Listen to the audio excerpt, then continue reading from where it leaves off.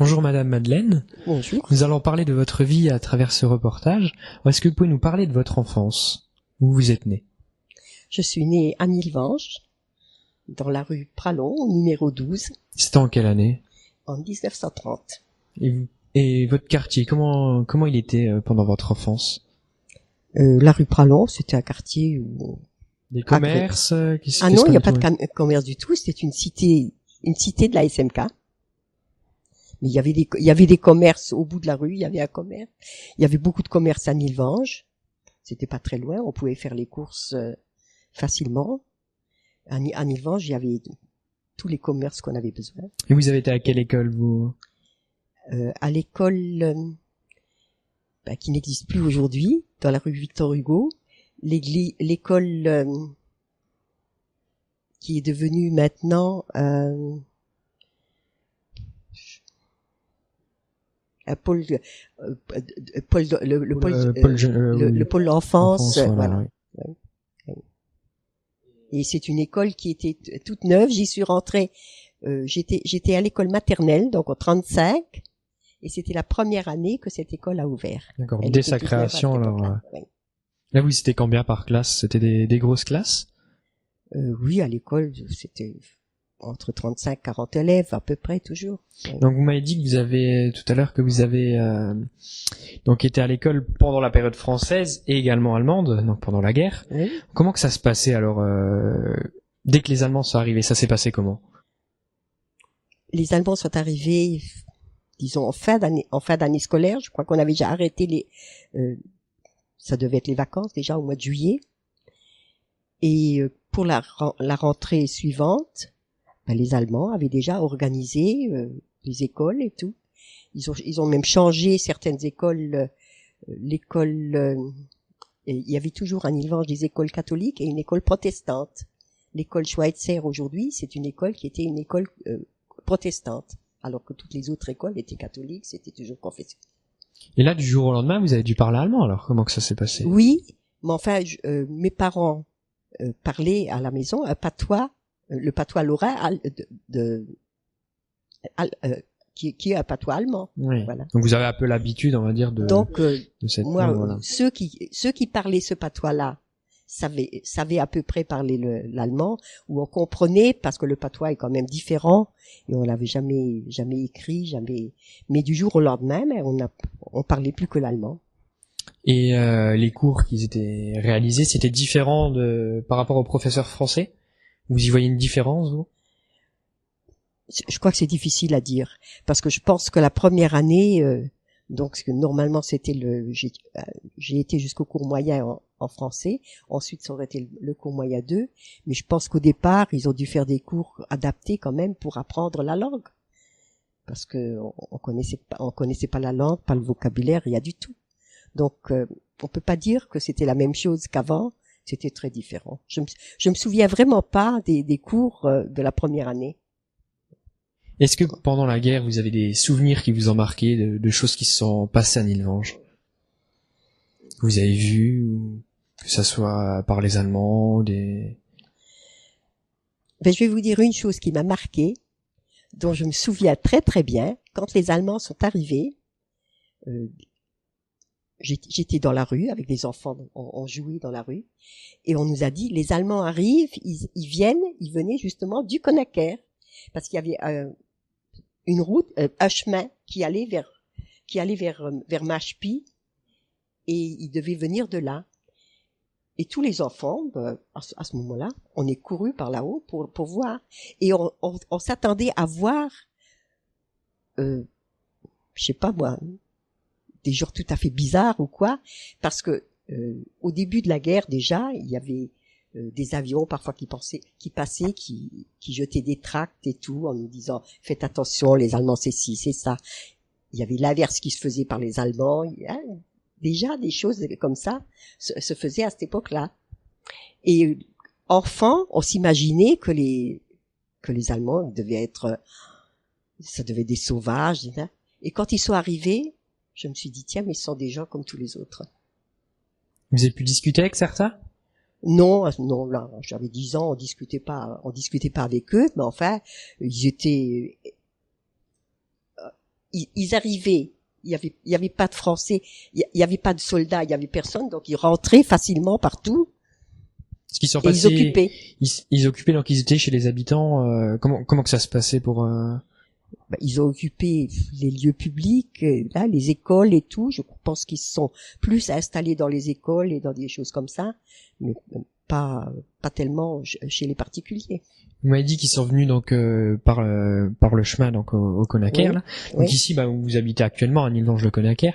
Qu'avant c'était les champs ici. C'était des champs, oui, des champs, des prés, des jardins. Donc à partir des années 50, dans les environs là, ils ont commencé à construire, hein, c'est ça, aux Les environs. premières maisons qui ont été construites au Conaquer, c'est à partir de 50. Le 50 dans la vôtre qui date de. Ça, ici, C'est une des premières. ça date de 56. 56, 57.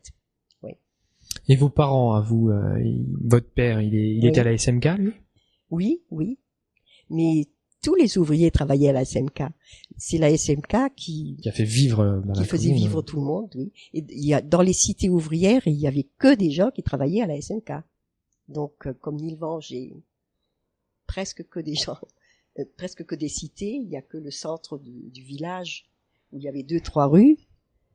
Mais les gens habitaient tous dans des cités d'usines et travaillaient tous à la SMK. Et vous, après quelques années après, donc vos études, vous avez rencontré votre mari. Donc ça s'est passé comment? C'était où? Vous vous en rappelez ce moment? Ça a dû vous marquer? C'est une souvenir qui. Non, c'est pas un moment précis. C'est pas un moment précis. Mais j'ai connu mon mari. J'avais 17 ans. Mais il habitait, lui habitait Knutange à ce moment-là. Et il était toujours dans les organisations de jeunesse, la JOC. Ils avaient créé une association à Knutange de loisirs populaires. Et dans le quartier où j'habitais, il y avait beaucoup de jeunes. Donc ils venaient beaucoup. Moi j'avais 3 frères. Donc ils venaient beaucoup dans ce quartier-là pour rejoindre les autres jeunes. Et puis c'est comme ça que j'ai connu. On sortait beaucoup en groupe. Tous les jeunes du quartier, on s'entendait bien. On voyait, on partait en groupe tout le temps. Et c'est comme ça que j'ai connu. Alors, pendant longtemps, on se voyait toujours dans ce groupe. Après, il s'est investi notamment en politique où il a exercé de nombreux mandats à Nilvange. Oui, non, mais il a commencé par le syndicat. Le syndicat d'abord. Oui. Donc, c'est là que moi j'ai appris ce que c'était que le syndicat parce que mon père jamais. vous a fait découvrir le syndicat. Oui, j'ai découvert tout ça. Il me racontait toujours. Hein, et c'est comme ça qu'on s'est connus parce que il voyait que ça m'intéressait, donc on discutait beaucoup. Et qu'est-ce qui l'a poussé après à partir en politique? Mais si je vous disais comment que ça s'est passé, il avait jamais l'intention de partir en politique avant.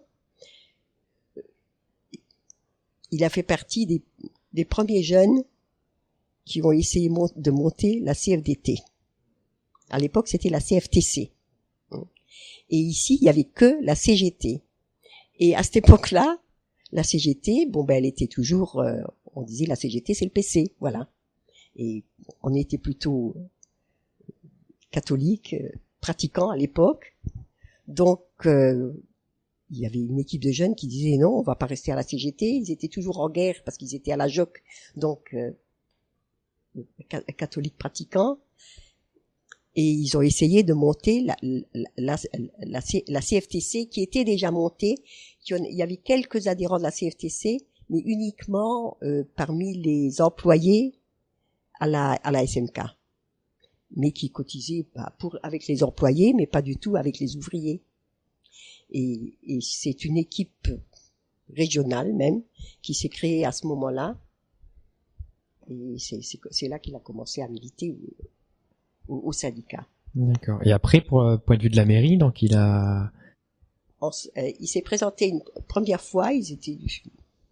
Qu'ils avaient fait une liste en 59. Et là, ils n'ont pas été élus. Et en 65, non, ils n'ont même pas fait de liste, rien. Et 3 semaines, pile avant les élections, je me souviens encore, là, il y a des 2 personnes, vous pouvez vous donner les noms, qui sont venus, qui ont dit, écoute, il faut absolument qu'on fasse une liste. Il paraît qu'il n'y a pas d'autre liste, il y a que, et le maire, avant, c'était un maire communiste. Et les gens, et il y a personne contre lui. Et il n'y a pas de liste de droite, il n'y a rien qui se fait. Il faudrait qu'on fasse une liste, nous, et pour essayer de le contrer quand même un petit peu. Mais ils n'ont pas du tout pensé que... Ils avaient choisi donc votre mari en tête de Et liste. ils ont demandé à mon mari, non, il faut que tu fasses toi la liste, parce que déjà en 59, c'était lui qui avait mené l'équipe pour faire la liste. Et c'est comme ça. Au départ, il n'était même pas trop décidé à partir, parce qu'il était très engagé dans le syndicat à cette époque-là. Il devait partir comme... Enfin, il devait s'engager davantage au syndicat. Et tout le monde lui a dit, bon ben écoute, vas-y, là, même il a demandé au syndicat, ils ont dit, de toute façon, si jamais vous êtes élu que tu es maire, tu peux pas continuer au syndicat, parce que on peut pas faire, mêler les deux, voilà, oui, la on peut politique. pas mêler les deux à la fois. Ils ont dit, mais enfin, si on avait quelqu'un qui est favorable au syndicat, voilà, mais à ça la peut mairie, aider. ben, ça nous arrange oui, voilà, aussi. oui, il serait... Donc, essaye, on verra bien. Mais enfin, ils ont essayé sans pouvoir, et ils ont été élus, tous. Il n'y a pas une personne de l'opposition qui a été élue à la première fois. Là, quelles ont été leurs réactions à ce moment-là? Vous avez vu? Non, ça s'est très bien passé. Ils ont été corrects. Voilà, oui, toutes. Oui. Et après, il a exercé donc plusieurs mandats. Hein. Il en a fait combien? 6 Oui. 6 mandats. Hein. Et donc avec votre mari, vous avez eu plusieurs enfants. Oui. Vous en avez eu combien? 3. 3 enfants donc. Donc vous les élevez ici donc à la maison. Oui. Comment que ça se passait vous en tant que femme de mère au quotidien, donc à élever vos enfants? Vous allez vous accompagner votre mari de temps en temps sur Non, j'accompagnais quand il y avait quelque chose de spécial et tout, mais j'ai jamais été à la mairie. J'estime que c'est lui qui a été élu, c'est pas moi. Et vous le conseillez de temps en temps votre mari? Comme ça, non, c'est pas une question de conseiller, mais on discutait toujours entre nous. J'étais toujours au courant de tout ce qui se passait. Voilà. Et ça vous plaisait d'être la femme du maire? Non, c'est pas la question que ça me plaisait d'être la femme du maire, mais c'était quelque chose qui l'intéressait beaucoup. Ouais. Et puis il était fier de ce qu'il faisait. Ouais. Oui, il était content de pouvoir rendre service à la population comme ça, voilà. Alors voilà, puis on a discuté avec les enfants, tout le monde était, oui. Et parmi les nombreuses années qu'il a fait en tant que maire de Nilvange, Oui. quelle action vous avez préférée qu'il a réalisée dans la ville, que ça soit une construction, un événement, ou est-ce qu'il y a quelque chose de particulier que vous avez aimé qu'il a réalisé? Non, je dirais pas qu'il y a quelque chose de particulier, puisque je crois que ce que j'ai vraiment le plus apprécié, c'était à la fin, la médiathèque. La médiathèque, là, qui a été renommée récemment avec le nom de votre mari. Oui. Ça vous a fait plaisir? Oui. C'est un hommage. Oui, c'était vraiment la chose à laquelle il tenait le plus. La médiathèque, oui. Oui, parce que déjà, dès le début, avant ça, il y avait une bibliothèque dans la mairie, et ça n'a pas duré longtemps. Il n'y avait pas beaucoup de monde qui y venait, et ensuite, il y avait moins de monde. Il y a l'école Brucker qui a été construite, qui était toute neuve au début, en 65. Dans l'école Brucker, il y avait une bibliothèque déjà avant la médiathèque. Que c'était déjà l'équipe de mon mari qui l'avait mise en place. Et la médiathèque, elle a été mise. Donc une fois qu'elle a été mise en place, l'autre a fermé donc pour sur celle-ci directement. Oui. Donc est-ce que vous faisiez partie d'associations à Nilvange?